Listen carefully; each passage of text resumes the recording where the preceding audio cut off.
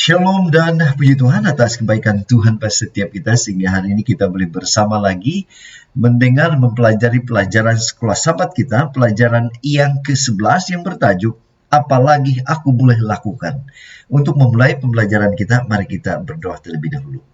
Bapa Syurgawi, terima kasih atas kebaikan-Mu karena bersama dengan kami sementara kami mendengar mempelajari pelajaran sekolah Sabat kami pada minggu ini. Di dalam nama Yesus kami berdoa. Amin.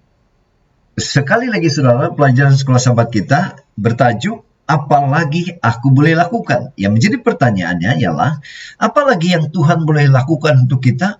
Belum cukupkah yang Dia sudah buat untuk Anda dan saya?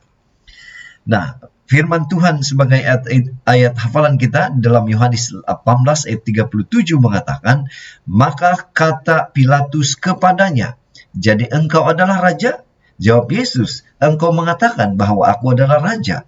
Untuk itulah aku lahir dan untuk itulah aku datang ke dalam dunia ini, supaya aku memberi kesaksian tentang kebenaran. Setiap orang yang berasal dari kebenaran mendengarkan suaraku.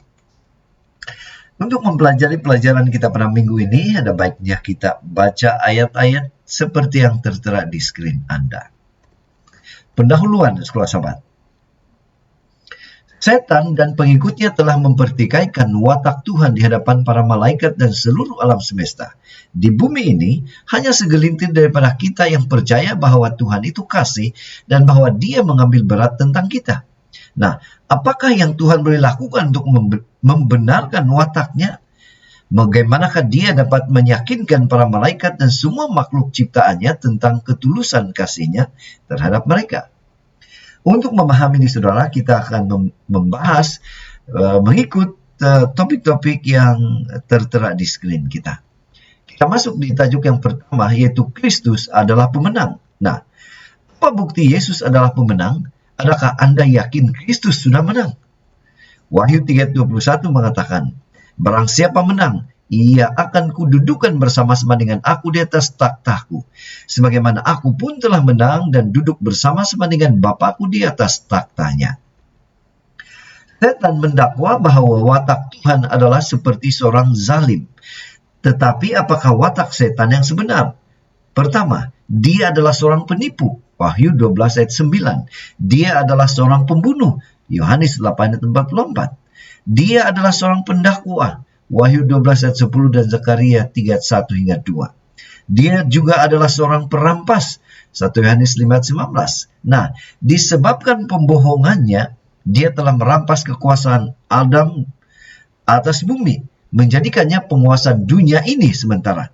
Tetapi Yesus datang untuk merampas kembali kekuasaannya. 1 Yohanes 3 ayat 8.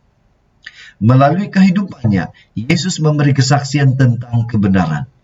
Melalui kematiannya, dia memperoleh kemenangan atas iblis dan menunjukkan kasih serta keadilan Tuhan. Akhirnya, dia akan membinasakan setan, menghapuskan kematian dan kejahatan. Kita bersyukur kepada kemenangan Yesus. Kemenangan kita juga terjamin karena Yesus sudah menang. Wahyu 12 ayat 11. Dan di skrin kita ada dua pertanyaan yang kita boleh bincang di dalam kelas Sabat kita. Kita masuk di tajuk yang kedua, yaitu yang adil dan yang membenarkan. Nah, yang menjadi pertanyaan, siapa yang adil dan benar? Bagaimana dia kelihatan adil dan benar? Kolose 2 ayat 15 katakan, ia telah melucuti pemerintah-pemerintah dan penguasa-penguasa dan menjadikan mereka tontonan umum dalam kemenangannya atas mereka. Kolose 2 ini dengan jelas menunjukkan kepada kita pekerjaan Yesus di kayu salib. Tuhan menghidupkan kamu, mengampunkan segala kesalahanmu. Atas dasar apakah Dia mengampuni kita? Dengan membayar harga dosa kita, Dia telah memasukkan hukum-hukum bertulis yang menghimpit dan menghalang kita, dan memakukannya pada kayu salib. Pada masa yang sama, Dia mendedahkan setan dan malaikat-malaikatnya secara terbuka, dan menunjukkan bahwa Dia telah menakluki mereka di dalam atau dalam salib. Pada saat setan menyangka bahwa dia telah memberikan luka maut kepada Yesus, ditumitnya di dalam Kejadian 3:15, dia sebenarnya telah menyingkapkan wataknya yang sebenar kepada alam semesta. Para malaikat terkejut dan ngeri apabila menyadari makna serta harga sebenar dosa. Setan telah kehilangan kredibilitinya di hadapan alam semesta, dan watak Tuhan telah dibenarkan. Tuhan tidak perlu menggunakan muslihat yang menipu. Dia sentiasa bertindak dengan kasih dan keadilan untuk mencapai kemenangan. Mazmur 145 ayat 17. Nah, di screen kita untuk topik ini ada 3 pertanyaan yang kita boleh bincang di dalam kelas-kelas sahabat kita. Kita masuk di tajuk yang ketiga, yaitu nyanyian kekasihku. Nah, pertanyaan, siapa menyanyikan lagu ini? Apa makna lagu ini dan apa kaitannya untuk Anda dan saya? Yesaya 5 ayat 4 katakan, apa tak lagi yang harus diperbuat untuk kebun anggurku itu, yang belum kuperbuat kepadanya. Aku menanti supaya dihasilkannya buah anggur yang baik. Mengapa yang dihasilkannya hanya buah anggur yang asam? Tuhan telah memberi kita kuasa kehendak bebas supaya kita dapat memilih untuk mengasihi Dia dan menikmati kasih-Nya. Tetapi, apakah yang telah kita lakukan dengan kebebasan kita? Yesaya 5 ayat 1 hingga 7 menunjukkan kepada kita harapan Tuhan, usaha Tuhan untuk menarik kita, dan balasan pahit yang telah Dia terima dari kita.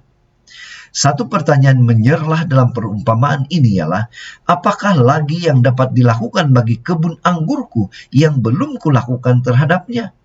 Yesaya 5 ayat 4. Tuhan telah melakukan segala yang mungkin kecuali satu perkara. Apa perkara yang Dia tidak dapat lakukan? Memaksa kita untuk menerimanya. Itu semua adalah apa?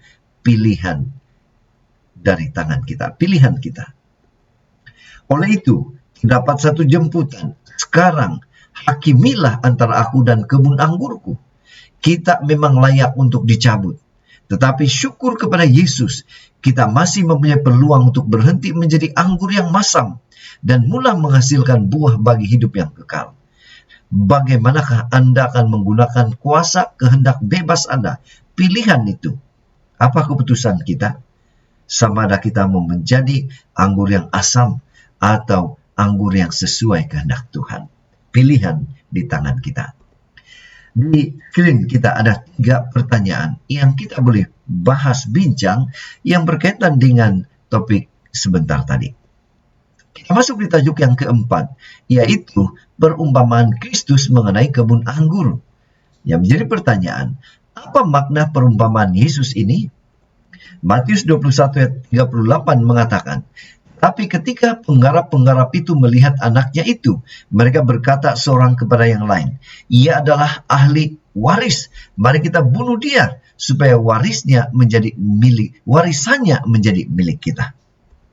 Yesus mengembangkan perumpamaan Yesaya dengan menunjukkan tingkah laku mereka yang seharusnya menjaga kebun anggurnya.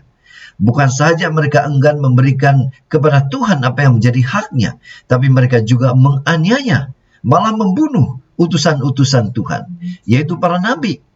Setelah usaha kedua juga gagal, Tuhan mengutus anaknya sendiri, Yesus Kristus. Kita sering mengeluh tentang penderitaan kita atau tentang kejahatan yang melanda dunia. Tetapi pernahkah kita memikirkan penderitaan Tuhan? Tuhan telah berkali-kali menyeru kita untuk kembali kepadanya. Dia telah memberikan kita anugerahnya yang paling berharga, anaknya sendiri. Apakah lagi yang boleh dia lakukan? Salib membuktikan bahwa Tuhan telah melakukan segala yang mungkin untuk menangani dan menghapuskan kejahatan. Tapi tanpa menghancurkan keadaan, konteks yang diperlukan agar kasih sejati boleh berkembang dengan benar. Di screen kita, saudara, ada 3 pertanyaan yang kita boleh bahas bincang di dalam kelas-kelas sahabat kita yang berkaitan dengan topik sebentar tadi. Kita masuk di tajuk yang terakhir, yaitu pembenaran nama Tuhan. Pertanyaan, apakah yang diajarkan oleh hal ini tentang Tuhan sendiri yang dibenarkan dalam konflik kosmik? Nah, Wahyu 19 ayat 2, sebab benar dan adil segala penghakimannya, karena ialah yang telah menghakimi pelacur besar itu, yang merosakkan bumi dengan percabulannya, dan ialah yang telah membalaskan darah hamba-hambanya atas pelacur itu. Tuhan telah memilih untuk menjadikan penghakimannya sebagai satu proses yang telus, transparan. Oleh itu, dalam satu pengertian, dia menyerahkan dirinya kepada penghakiman oleh makhluk ciptaannya. Dia mau semua orang percaya kepada penghakimannya, supaya kejahatan dapat dimusnahkan dan tidak bangkit lagi. Setiap orang mesti mempercayai kesempurnaan pada watak hakim itu. Nahum 1 ayat 9. Nah, fase pertama, lihat saudara, penghakiman pemeriksaan Daniel 7 di hadapan para malaikat dan semua dunia lain yang tidak jatuh dalam dosa. Tuhan menunjukkan semua bukti yang diperlukan untuk menyelamatkan orang yang benar dan menghukum orang berdosa. Fase kedua, penghakiman milenium, Wahyu 20 ayat 4. Orang yang ditebus meneliti atau bukti yang digunakan dalam penghakiman pemeriksaan. Fase ketiga, penghakiman terakhir. Orang jahat mengetahui bukti yang menghukum mereka. Dan fase terakhir, semua akan mengakui keadilan ilahi, supaya kepada nama Yesus segala-galanya bertelut, segala isi langit, bumi, dan yang di bawah bumi. Filipi 2 ayat 10. Jadi saudara, 3 soalan di screen kita boleh bincang, kita boleh bahas yang berkaitan dengan topik sebentar tadi. Pena Inspirasi juga menjelaskan kepada kita, pemerintahan Tuhan bukanlah seperti yang coba digambarkan oleh setan. Dia tidak dapat menerima penghormatan yang tidak diberikan dengan rela hati dan pemahaman yang mendalam. Penyerahan yang dipaksa semata-mata akan menghalang perkembangan akal dan watak yang sebenar. Ia akan menjadikan manusia sekadar otomatik. Ya, ini bukan tujuan pencipta. Dia mengundang kita untuk menyerahkan diri kepadanya, agar dia dapat melaksanakan kehendaknya dalam kita. Kini terpulang kepada kita untuk memilih sama ada kita ingin dibebaskan daripada belenggu dosa untuk berkongsi kebebasan mulia sebagai anak-anak Tuhan. Jadi, saudara, dari pelajaran ini kita boleh menyimpulkan, pertama, keadilan dan kasih Tuhan dinyatakan melalui penghakiman dan salib. Tuhan telah menjadikan penghakimannya satu proses yang telus untuk menunjukkan keadilannya kepada seluruh alam semesta. Salib membuktikan kasih Tuhan dan membongkar kejahatan setan, di mana Yesus menanggung dosa dunia dan memperoleh kemenangan bagi umat manusia. Kedua, kebebasan pilihan dalam hubungan dengan Tuhan. Tuhan memberikan kebebasan kepada manusia untuk memilihnya dengan rela hati, bukan melalui paksaan. Pemberontakan manusia terhadap Tuhan menyebabkan penderitaan dan kejahatan di dunia. Tetapi Tuhan tetap bersabar mengundang manusia kembali kepadanya. Dan yang terakhir, kemenangan akhir Tuhan dan pembebasan dari dosa. Yesus telah mengalahkan Satan melalui kehidupan, kematian, dan kebangkitannya, memastikan kemenangan bagi umat percaya. Pada akhirnya, semua makhluk akan mengakui keadilan Tuhan. Kejahatan akan dihancurkan, dan mereka yang menerima Kristus akan menikmati kebebasan kekal sebagai anak-anak Tuhan. Jadi saudara, sekian saja ringkasan pelajaran Sekolah Sabat kita, pelajaran yang ke-11. Semoga ini boleh membantu kita di dalam mempelajari pelajaran kita pada minggu ini. Tuhan memberkati kita. Kita berdoa. Bapa di surga, terima kasih karena menolong kami di dalam mempelajari pelajaran Sekolah Sabat kami pada minggu ini. Semoga melalui ini kami dikuatkan dan kami terus semangat untuk menjadi saksi Kristus. Inilah doa kami, di dalam nama Yesus kami berdoa. Amin.